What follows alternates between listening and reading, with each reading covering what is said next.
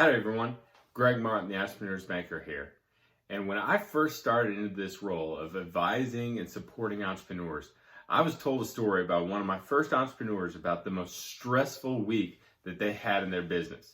It was earlier in the career and it was Tuesday night and they didn't sleep a single wink because they knew that Friday was payroll and they didn't have the cash on hand in order to make the payroll payment to their people. That just tore them up. And being an entrepreneur for any amount of time has taught you that you need to take care of your people.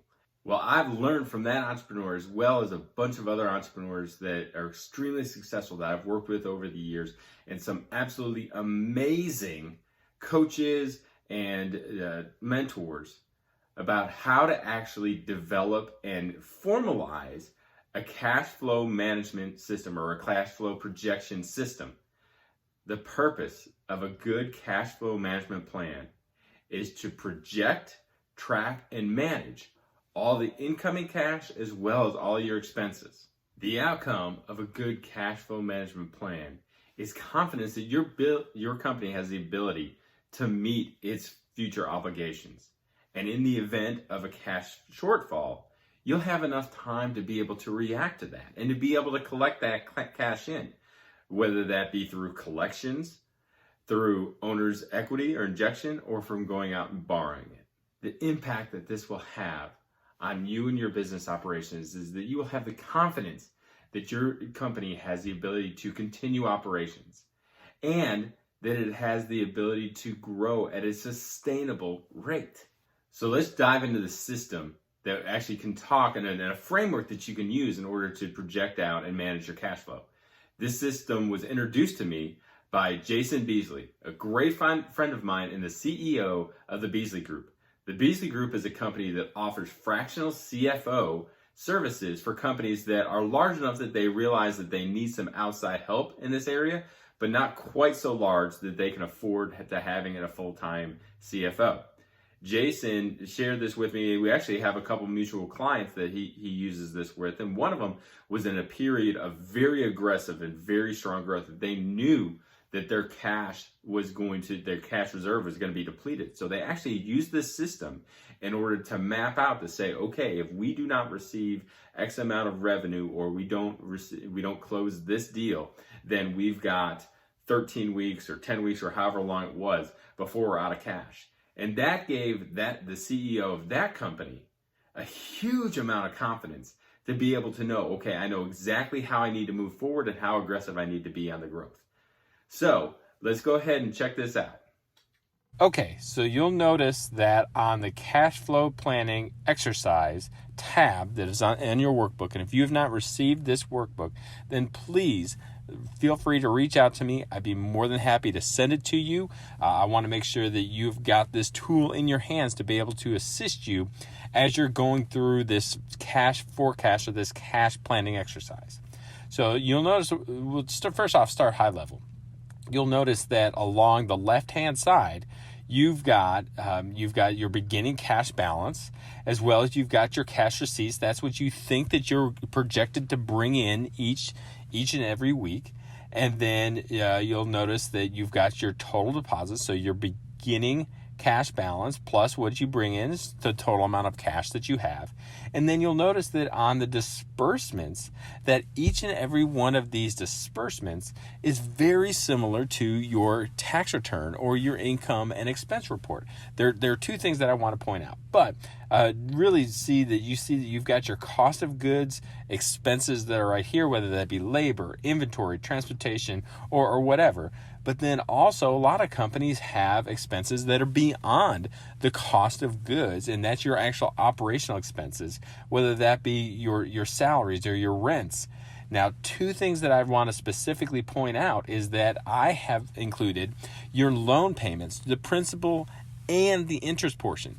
Now, the interest portion is the only portion of your payments that is deductible as an expense in your tax return. So the principal portion of it is not captured, but obviously you have to make that principal portion. And that is cash that's flowing out of your business into whoever you borrowed the money from. The same thing for the line of credit. Line of credit is a tool that a lot of entrepreneurs have to be able to help manage short-term cash flow needs. And so you can borrow on a line of credit, and then when you get the cash in from the people that owe you money, well, then you're able to pay that line of credit back. Just like the principal portion of it, that is not a tax-deductible expense, but it is money that is flowing outside of your business. And so then you'll notice that you've got the total disbursements and then your net cash flow. So when you're sitting there and you're saying, okay, let's just use this as an example. So you've got a forecast column and you've got an actual column. And in the forecast column, we thought that we were going to have $25,000 in cash to begin the week. We actually started the week with $20,300. And then we thought that we were going to have cash, we were going to bring cash in of $367,000, but in reality, we only brought in $242,000, or we missed the mark by $125,000. That's a significant amount, and we'll see how that impacts their cash position. So we go through, and so that's the amount of income and the cash that we think that we've got in. And then we look at the total disbursements. Well, we thought that we would spend almost $224,000. But we actually spent $52,000 more that week. So it's not really good when you've got a week that you thought that you were going to have $125,000 of more cash than you did, and you spend $52,000 more. So that leaves you in a negative cash flow position of $34,000. So we brought in $242,000. We spent $276,000, so we're negative $34,000. Well, where do we come up with that $34,000? Well, part of that $34,000 is the $20,300 of cash that we've got sitting in our account. We can definitely use that. But then this entrepreneur also has a line of credit that they can borrow against, and so they actually draw $13,700 from their line of credit, and they end their business. They end their business week in a zero cash position. So not positive, not negative. So if you obviously start, or you end one week at zero, you're going to start the next week at zero. And so this is where the actual planning comes into place, not only from looking and saying, okay, we've got our current week, but this template has a 13-week cash flow plan that we can project out a little bit more than a quarter to have some really good granularity and to say, okay, well, this is where our cash position is going to be. So let's just walk through this one more time. So we started we ended last week at zero. So that means we're going to start this week at zero. And then maybe some of those sales that we thought were going to come in last week, that $125,000, well, we actually went and we talked to the customer and said, hey, you said that you were going to send us that $100,000 that you owe us last week, and it didn't come in. What's going on? And so having granularity and having an understanding of when your cash is actually going to come in, this is super critical to your business. And so if your accounts receivable person, the person that you have put in charge of talking to your customers that you've delivered the goods and service to, that you've already billed, a lot of times that you've already paid for or paid expenses against, and then they owe you the money. Well, if they said that they are going to have it to you in net 30 days, then your accounts receivable person needs to be having that conversation with them to make sure that it actually gets there. And so if they talk about, okay, I'm going to receive that wire or that ACH, or someone's going to come by and deliver the check to me, and I'm going to get that on Monday, well, that means that I'm going to be able to deposit into the bank, and that's cash available on Tuesday. So we started this week at a zero cash balance, and we adjusted our forecast, and we're saying, okay, well, we're going to bring in $170,000 of total deposits. And then we're going to continue. Obviously, we need to continue our operations throughout the week. And we say that throughout this week that we think that we're going to have total disbursements, or we're going to need to pay out $209,000. Well, so for 2 weeks in a row, we're projected either in reality, or we're projected to have less cash coming in then we've got cash going out. And so this tool, if you just kind of push this forward, you can see how this tool can be very, very effective in understanding and knowing when your payments are due, what you're going to actually have the cash for, and then how are you going to have the availability. So we started the week with zero cash. We're projecting we're going to bring in $170,000, but we're going to pay $209,000. So we're going to have, again, a $39,000 shortfall.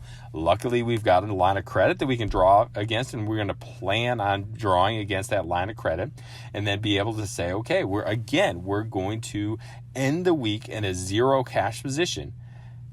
Now, while this is not sustainable, this is reality for a lot of businesses.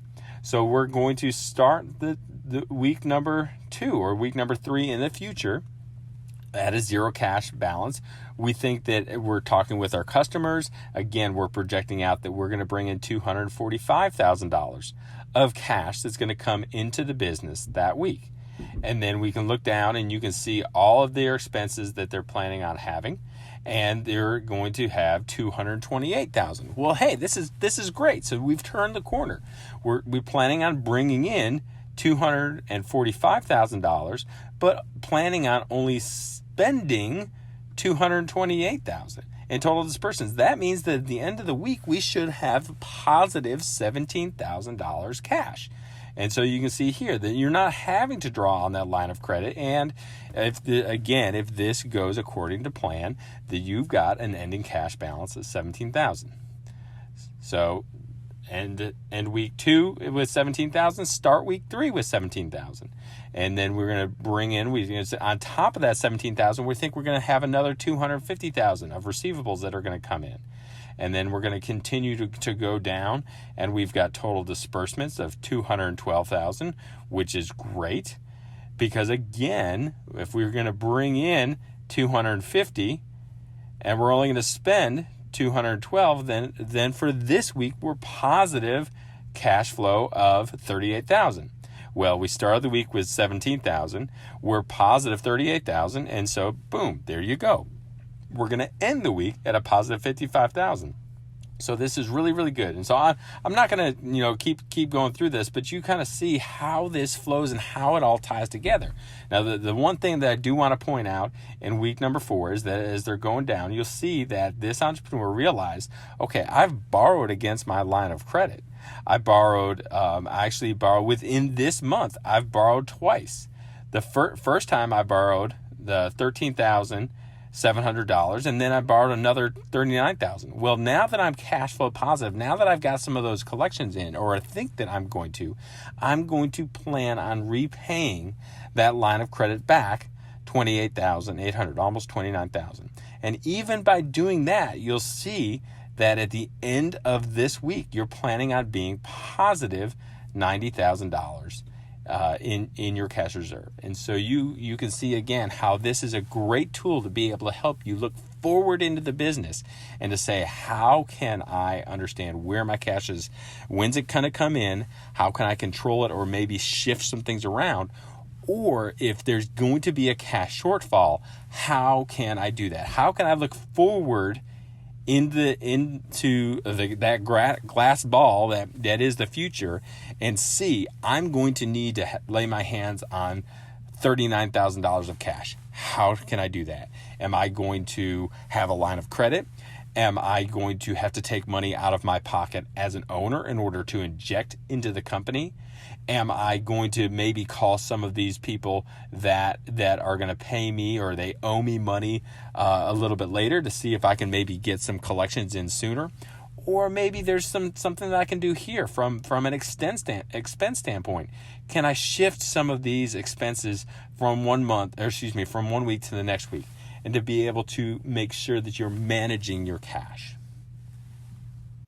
Okay, so that was the system that Jason has shared with me and numerous clients to be able to help them actually look forward and be able to say, okay, how is my cash balances going to be going forward, and how do I need to change things in my business, either collecting cash in or maybe shifting around expenses, to be able to say, okay, how can I make sure that I have cash on hand in order to sustain operations and to sustain growth?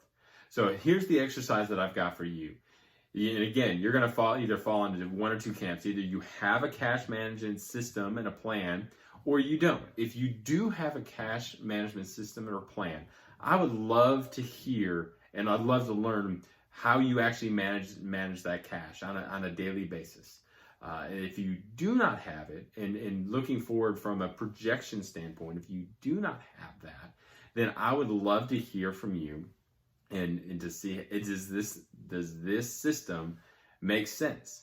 And then, but I'm going to challenge you to, before you reach out to me, or I want you to reach out to me and tell me if you think it makes sense, but I want you to actually do it. I want you to try to forecast out just 4 weeks. And if 4 weeks seems to be too daunting, then just break it down into 2 weeks. But the fact of the matter is that I want you to start looking at what you've got coming in and what you've got projected to actually go out of your business. And then that will give you time to be able to shift and to react. Well, that's going to wrap it up for today's lesson. I hope that it brought immense value to you. I can't wait to connect with you and hear your thoughts on the system or to learn the system that you use. I hope that you join me next time when we talk about CapEx, or capital expenditure budgeting. These are items that are large purchases that typically you use for more than 1 year. So this isn't inventory or anything like that. Think about like equipment, or maybe vehicles, or potentially even real estate as you're planning that out. Until then, this is Greg Martin, the Entrepreneur's Banker, wishing you happy planning. Thank you.